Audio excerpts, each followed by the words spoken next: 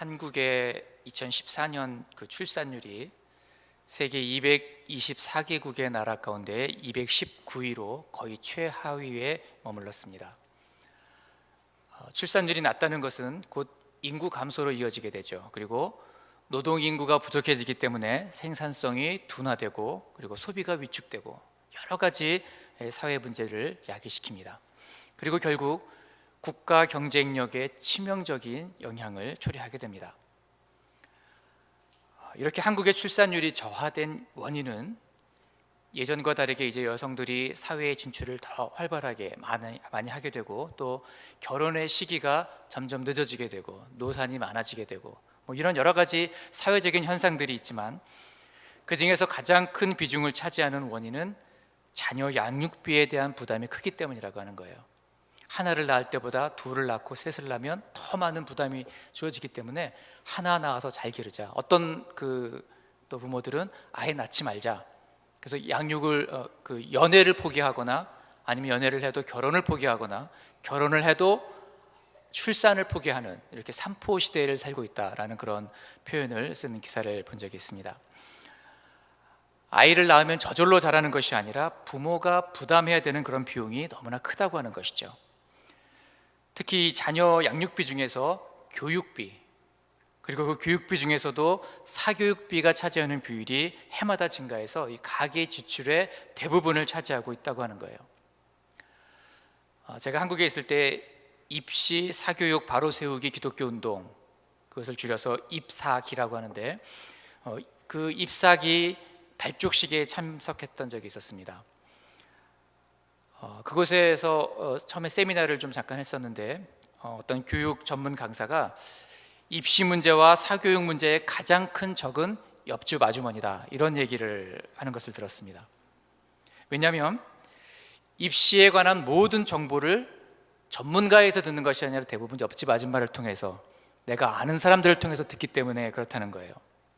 누가 어느 학원을 다녔더니 성적이 오르더라, 누구에게 과외를 받는다더라, 어떤 선생님이 쪽집게 그 강의를 아주 잘 해준다더라 등등, 이 소문의 근원지가 바로 옆집 아줌마라는 거예요. 그래서 옆집 아줌마가 이 사교육에 아주 치명적인 영향을 준다라고 하는 것이죠.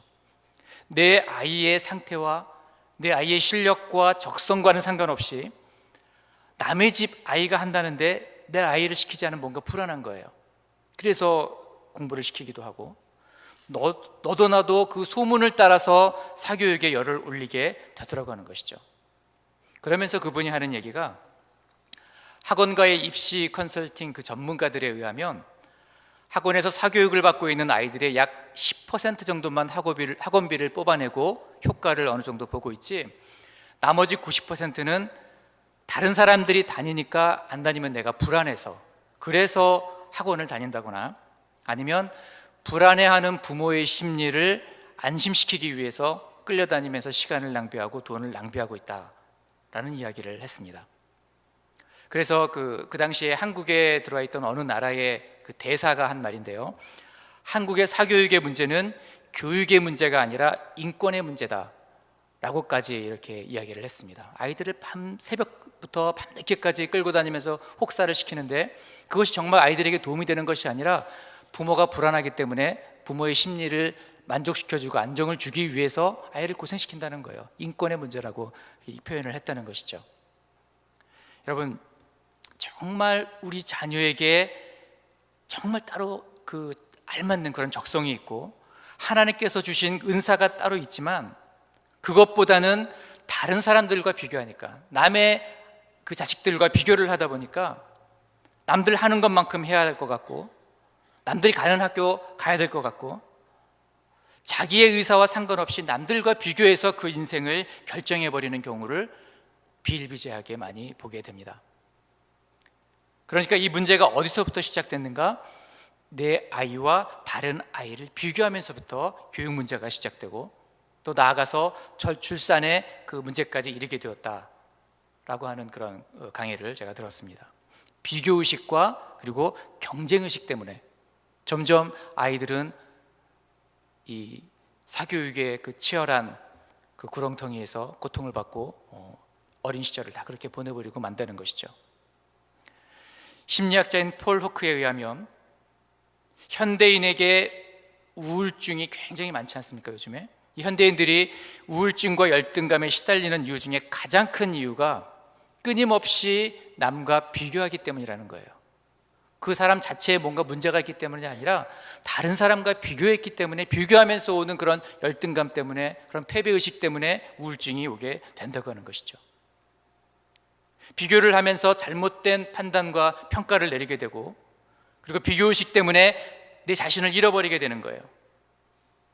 여러분, 별로 평소에는 중요하게 생각하지 않았던 그러한 문제도 남들과 비교하기 시작하면서 상대적으로 박탈감을 느끼고, 그리고 강박관념에 사로잡히게 됩니다. 평소에는 아무 생각이 없었는데 누구 집에 놀러 가봤더니 거기에 뭐가 있더라. 그때부터 내 마음이 이제 좀 평안해지지 않고 뭔가 좀 내 삶이 불안해지는 것 같고, 뭐 이런 것들을 느끼게 된다는 거죠. 비교하면서부터 불행이 오기 시작한다는 거예요. 부족하고 없어서가 아니라 비교해 보니까 상대적으로 적기 때문에 열등감을 느끼게 된다는 것입니다. 여러분, 이러한 비교의식이라는 게 정말 무서운 것이 어떤 사물이나 아니면 어떤 그 문제의 본질을 보지 못하게 만들어 버립니다. 내 안에 주님이 주신 정말 귀한 은사들이 있는데, 정말 놀라운 은혜들이 내 안에 있는데, 하나님께서 내게 주신 것들이 너무나도 귀하고 아름다운 것들이 많이 있는데, 비교의식은 그 귀한 것들을 보지 못하게 만든다는 거예요.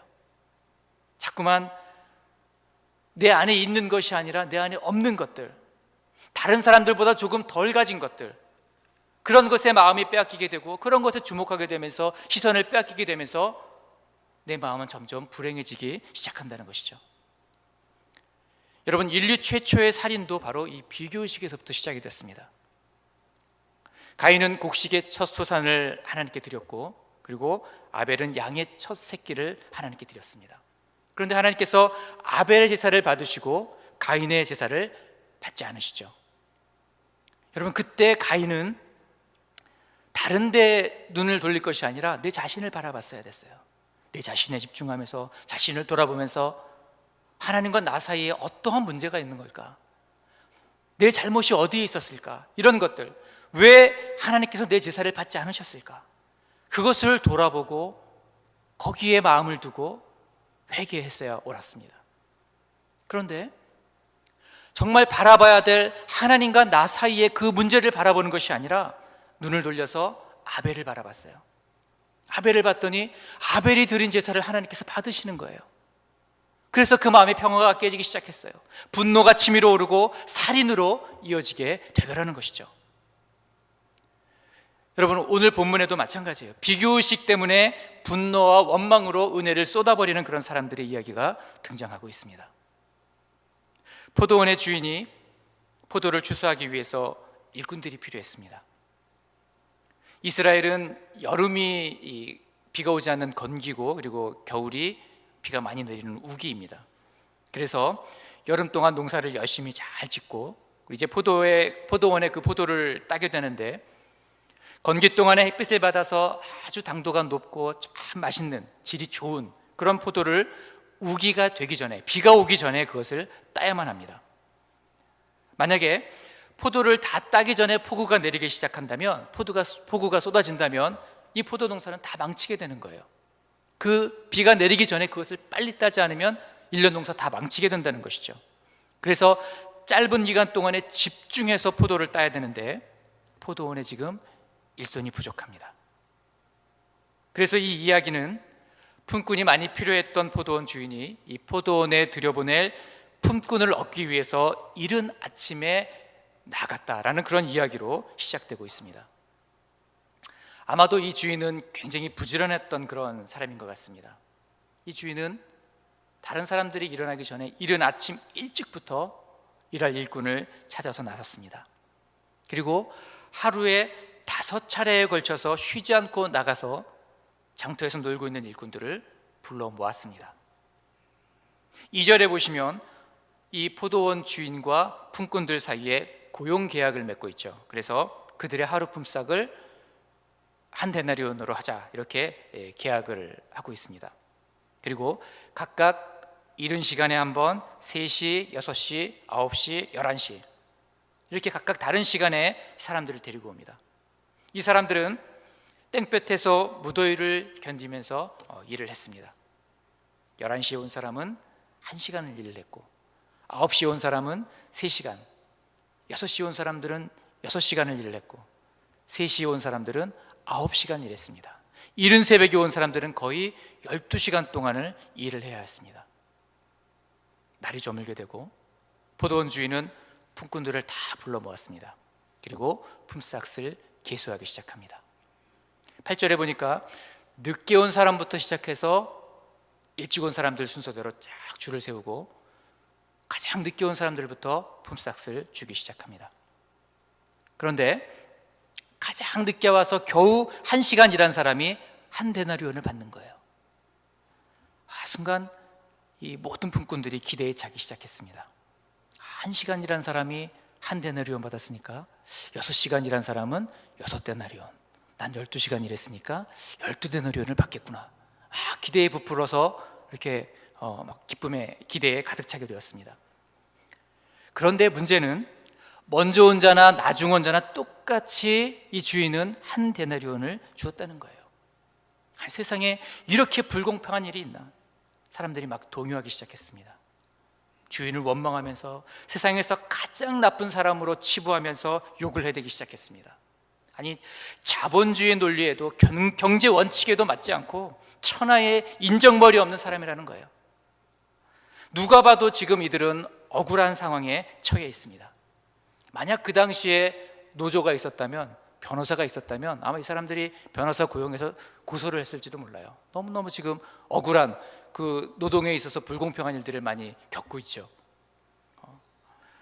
그런데요, 만약에 이들이 이른 새벽에 온 사람이나 3시, 6시, 9시, 11시 각각 다른 시간에 온 이 사람들이 나 외에 다른 사람이 얼마를 받는지를 몰랐다면, 그 사실 자체를 몰랐다면 어떤 일들이 벌어졌을까요? 오늘 본문에 보시면 이들의 공통점이 있는데 모두 한결같이 일이 없어서 놀고 있었던 사람들이었어요. 그 사람들이 일자리를 찾기 위해서 열심히 여기저기 뛰어다니고 여기저기 부탁도 해보는 그런 열심은 전혀 찾아볼 수 없는 그런 사람들이었습니다. 성경은 그냥 빈둥거리면서 놀고 있었다. 그런데 그 사람들에게 갑자기 한 사나이가 나타나서 내가 포도원에 들어가서 일을 하게 해주겠다고 그렇게 제안을 해왔습니다. 여러분, 그들은 부름을 받기 전에는 아무도 찾아주는 사람이 없었고, 그리고 그들의 재능을 알아봐주는 사람도 없었고, 빈둥거리면서 노는 게 전부였던 그런 사람들이었습니다. 만약 그날 그 포도원 주인을 만나지 못했다면 그들은 그렇게 놀다가 하루를 마무리하게 됐을 것이고, 또 그 다음 날도 빈둥거리면서 하루를 보낼 수밖에 없는 그런 사람들이었어요. 그러나 포도원 주인은 면접도 하지 않고 자격증이나 어떤 이력서나 이런 것도 보지 않고 아무런 조건 없이 은혜로 이 사람들을 불러서 일을 시켜주고, 그리고 약속한 품삯을 정확하게 줍니다. 덕분에 오늘 그들의 가족들은 굶지 않아도 되고, 만약에 아무 일도 없었다면 그들이 굶고 고통 속에서 하룻밤을 보내야 했는데 따뜻한 밥 한 끼 먹으면서 행복한 잠자리에 들 수가 있었을 것입니다. 만약 이들이 다른 사람의 품삯을 몰랐다면 포도원 주인을 은인으로 생각하고, 세상에 이렇게 착한 사람이 있나, 나 같은 사람, 나같이 능력 없고 빈둥거리고 놀고 있는 나 같은 사람을 불러서 일도 시켜주고 이렇게 품삯도 주자니 이 사람으로 인해서 우리 가족들이 오늘 하루 배불리 먹을 수 있구나, 얼마나 감사한가. 아마 수없이 머리를 숙여서 포도원 그 주인에게 감사를 표시했을 것입니다. 그런데 이들은 그들이 품꾼으로 부름받기 전의 상태가 어떠했는지, 그런 자신에게 일자리를 주고 품삯을 준 주인의 은혜가 얼마나 큰지 그것을 보지 않았어요. 자기가 받은 은혜에 관심을 갖지 않았어요. 다른 사람의 품삯이 얼마인가 그것을 주목하여 비교하기 시작하면서 은혜도 사라지고 마음의 평화도 깨지고 불평과 원망으로 가득 찬 그런 분노의 사람들이 되어버리고 말았다는 것입니다. 여러분, 비교는 은혜를 사라지게 만듭니다. 비교는 은혜를 가려버립니다. 더 이상 감사하지 못하게 하고 불평과 원망에 사로잡히게 만든다는 거예요. 몇 년 전에 저희 집에 조카들이 놀러와서 이렇게 하루 종일 놀았던 적이 있습니다. 저희 아이까지 합쳐서 5명의 아이들인데 정말 열정적으로 온몸이 다 땀이 젖도록 막 냄새가 나도록 그렇게 열심히 뛰어놀았어요. 한 번 싸우지 않고 정말 사이좋게 열정적으로 놀았습니다. 놀다 보니까 배가 고프죠. 이 허기가 진 아이들이 이제 옹기종기 모여서 저희 집사람이 간식으로 맛있게 튀겨준 그 치킨을 먹기 시작했습니다. 얼마나 배가 고팠는지, 얘네들이 노느라고 얼마나 정신없이 그렇게 열심히 놀았는지 정말 맛있게 그 간식을 먹기 시작했어요. 그러면서 막 그냥 막 칭찬이 쏟아지는 거예요. 이모가 만들어준 치킨이 세상에서 제일 맛있어요. 이모 재밌게 놀고서 먹으니까 정말 꿀맛이에요. 이모가 최고예요. 뭐 난리가 났습니다. 막 칭찬하면서 뭐 온갖 수다를 다 떨면서 세상에서 가장 행복한 표정으로 간식을 먹었습니다. 그런데 잠시 후 그 평화가 한순간에 깨져버리고 말았습니다. 저희 아내가 계산을 잘못했는지 5 아이가 똑같이 나눠 먹었는데 그만 한 조각이 남은 거예요. 근데 이 손이 빠른 막내가 다른 애들은 자기 거 먹느라고 이렇게 정신없을 사이에 마지막 남은 한 조각을 집어서 먹어버렸어요. 얼른 집어서 자기 입속에 털어넣습니다. 어떻게 됐을까요? 그럼에도 불구하고 이모가 최고예요 뭐 이랬을까요? 아니에요. 막 난리가 났어요. 똑같이 먹어야지 왜 너만 혼자 그것을 집어먹어? 뭐 이모 얘 좀 봐요. 뭐 혼자서 욕심 부려요. 막 분노가 애들이 치밀어서 서로 막 얼굴을 붉히면서 그 수많은 시간 동안 단 한 번도 싸우지 않고 놀던 아이가 그 치킨 한 조각 때문에 모든 평화가 다 깨지기 시작했어요. 조금 전까지 누렸던 그 평화와 그 행복은 막내가 한 조각을 더 먹음으로 인해서 산산조각이 나버렸고, 그리고 세상에서 가장 행복했던 그 아이들이 세상에서 가장 억울한 사람이 되어버리고 말더라는 것입니다. 비교하기 전에는 감사가 있었어요. 만족이 있었어요. 받은 은혜가 아닌 남의 것에 주목하고 비교하기 시작하니까 그 평화가 깨지고 불행이 찾아왔다는 거예요. 받은 은혜에 주목하지 않고 눈을 돌려서 다른 사람을 바라보면 내가 받은 것이 아니라 다른 사람의 받은 것에 마음을 빼앗기면 행복도 평강도 은혜도 다 사라져버리고 만다는 것입니다. 여러분, 오늘 우리는 어떠한 은혜를 받으며 우리가 받은 어떠한 은혜에 주목하며 그것에 마음을 들이며 그것을 인하여 감사하며 여러분 하루하루를 살아가고 있습니까? 오늘 본문은 논리에 기초한 말씀이 아니에요. 경제학 교과서나 어떤 수학책이 아니에요. 오늘 하나님께서 이 비유를 예수님께서 들려주신 이유는 천국을 설명하시기 위해서, 천국 비유를 우리에게 가르쳐 주시기 위해서 주신 그런 말씀이에요. 장터에서 놀고 있는 아무런 쓸모도 없는 그런 사람들을 포도원으로 불러서 일꾼을 삼았던 것처럼 영적으로 무지하고 어둠 속에서 빈둥거리며 배회하고 있던 아무런 공로 없는 죄인을 하나님께서 일방적으로 찾아오셨습니다.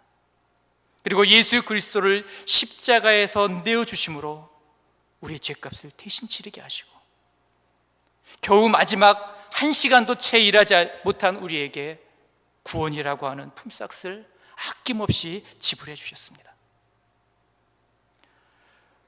품꾼들이 포도원 주인을 찾아가서 일 좀 하게 해달라고 조른 것이 아니라 그 주인이 이른 아침부터 부지런히 뛰어다녀서 이들을 불러 모았어요. 그리고 너는 내 포도원에 들어와서 일하고 그리고 그 품삯을 받을 만한 가치가 있는 사람이야. 그렇게 인정해주고 늦게 왔을지라도 허물이 있을지라도 능력이 없고 실수투성일지라도 온전한 품삯을 주고 싶은 것이 이 포도원 주인의 뜻이었던 것처럼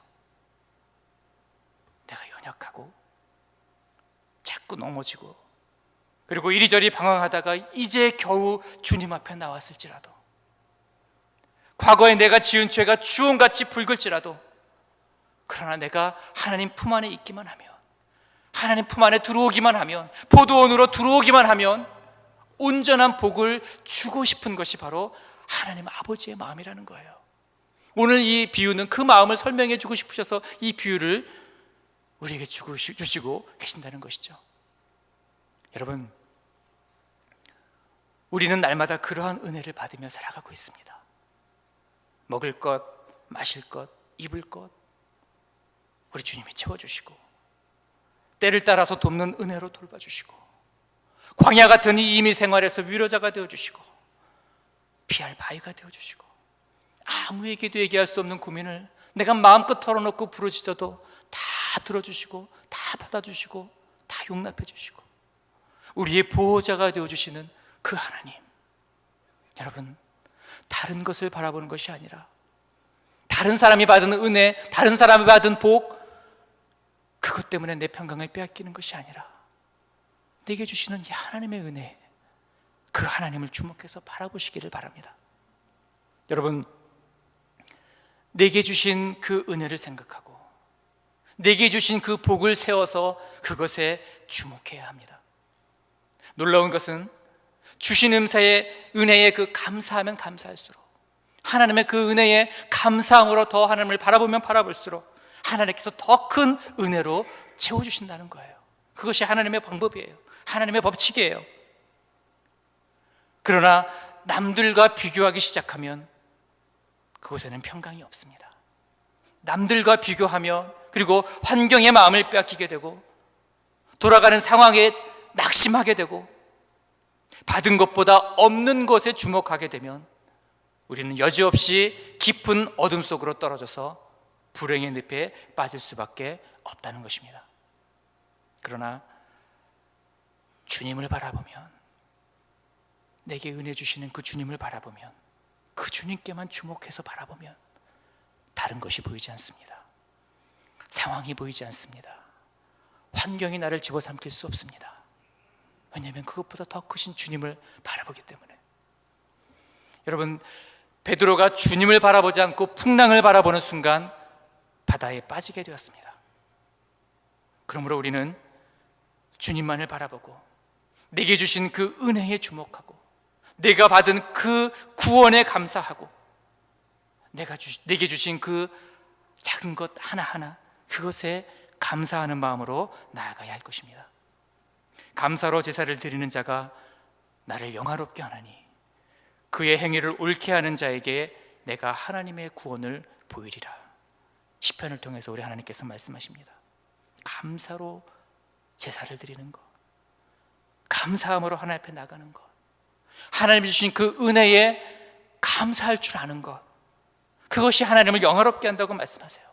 그리고 그렇게 하나님을 영화롭게 하고 감사할 줄 알고 은혜를 은혜로 아는 그 사람에게 하나님의 구원을 보여주시겠다고, 더 큰 은혜를 부어주시겠다고 약속하고 있는 것입니다.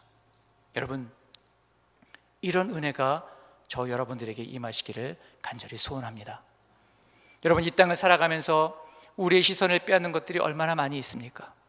우리의 마음을 상하게 하고 낙심하게 만드는 것들이 얼마나 많이 있습니까? 악인이 잘 되고 잘 믿지 않는 그런 사람들이 형통하는 것을 보게 되고, 똑같이 일해도 더 많은 것을 버는 사람들이 있고, 나는 추구하라고 고생하지만 내 손에 쥐어지는 것은 별로 없고, 여기에 주목하면 우리는 거기에 머무를 수밖에 없어요. 더 큰 은혜를 받을 수가 없어요. 그러나 다른 사람이 몇 데나리온을 받든지 그것과 상관없이 내게 주신 그 한 데나리온, 그것에 감사하고 감격하고, 하나님, 나 같은 자에게 이런 은혜를 주시다니요. 하나님, 한 시간도 채 일하지 못한 나에게 이런 온전한 품삯을 주시다니요. 이것이 은혜군요. 하나님 감사해요. 하나님 더 귀한 것으로 하나님 앞에 드리겠어요. 이러한 고백으로, 이러한 감사로, 그러한 제사로 나가는 자들에게 하나님께서 더 큰 것을 부어주실 줄로 분명히 믿습니다. 이런 은혜를 사모하시는 저와 여러분들이 되시기를 간절히 바랍니다. 기도하겠습니다.